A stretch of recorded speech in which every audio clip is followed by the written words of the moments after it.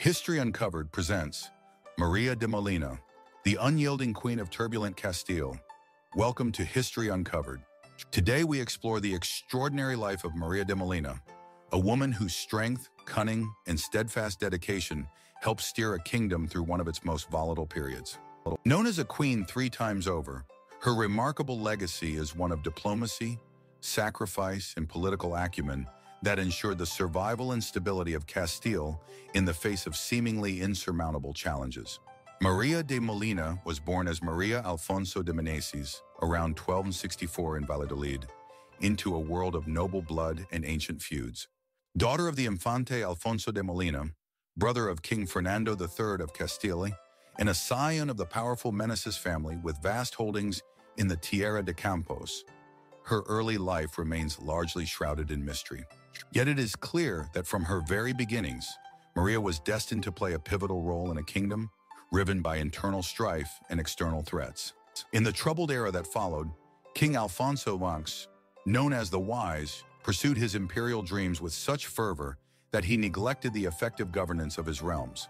His costly ambitions drained royal coffers and distracted from pressing domestic issues. The crisis deepened in 1275 when, during Alfonso X's absence on a quest for imperial coronation, his heir Fernando de la Cerda tragically died young. The untimely loss of the crown prince plunged the kingdom into a fierce succession dispute, with competing claims arising from long-standing Castilian customs and the stipulations of Alfonso VI's own legal codes. At the heart of this bitter power struggle was the question of succession. Traditional Castilian custom held that, in the absence of a surviving heir, the rights should pass to the king's second son, Sancho. Yet Alfonso X's famous Siete Partidas argued in favor of the deceased heir's children, in this case, Alfonso de la Cerda. Initially, the king appeared inclined to favor Sancho, who quickly assumed a leadership role and demonstrated military prowess against the invading Benemerines. However, the delicate balance of power was soon upended by external pressures from Queen Violante of Aragon and King Felipe III of France, who championed the rights of the Cerda descendants. Amid this maelstrom, a fateful encounter brought Maria de Molina into the orbit of Sancho. The circumstances of their meeting remain unclear, but tradition suggests that it may have been facilitated at court or through family connections.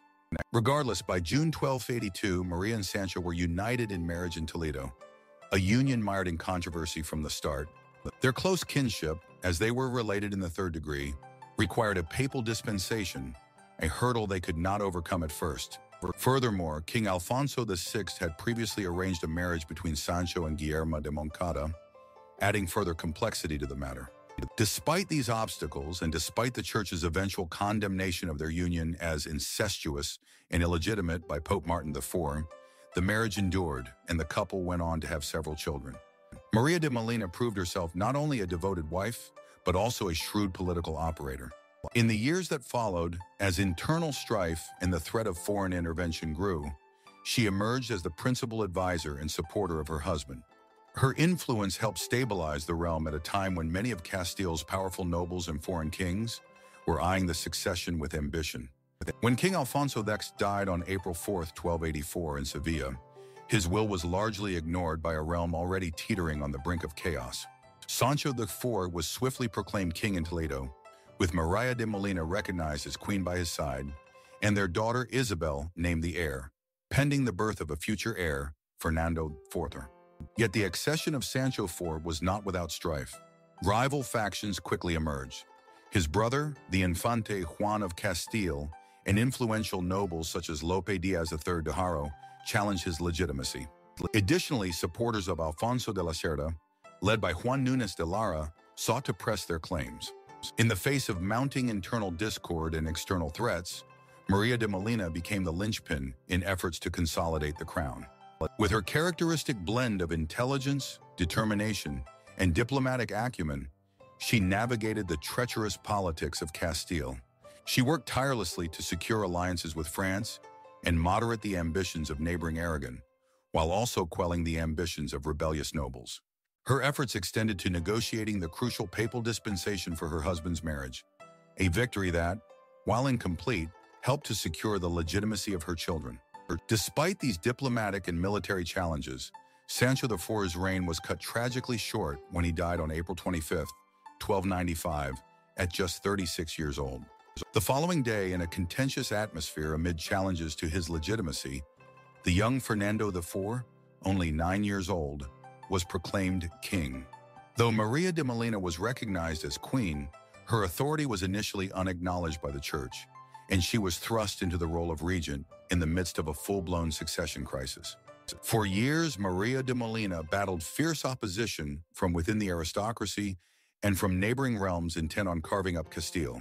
She skillfully leveraged her strategic lordship over key border territories, granted privileges to vital commercial centers, and rallied support in the Cortes to protect the young king's inheritance.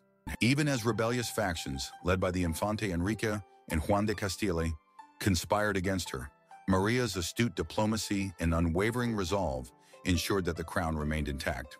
Through a series of delicate negotiations, culminating in treaties such as the Treaty of Alcancas in 1297, which secured key alliances with Portugal, she managed to diminish her opponent's power and safeguard the future of the realm.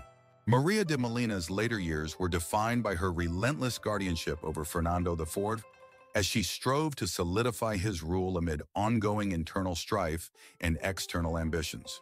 Although faced with continual challenges from a fractious nobility and the ever-present threat of neighboring powers, she never wavered in her duty. Her wise counsel, formidable negotiation skills, and deep personal integrity earned her enduring respect, even as critics labeled her marriage as scandalous and her methods ruthless. Maria de Molina passed away on July 1321 in the convent of San Francisco in Valladolid. In her final moments, she entrusted the future of the kingdom to those loyal to her cause, urging them to protect her grandson, King Alfonso de Meneses, and her legacy for generations to come. Though her life was fraught with political intrigue and personal sacrifice, her enduring impact on Castile is indisputable, a testament to the strength of a woman who rose to become the cornerstone of a kingdom during its darkest hour.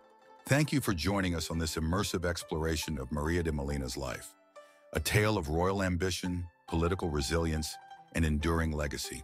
Stay tuned to History Uncovered as we continue to reveal the fascinating stories of historical figures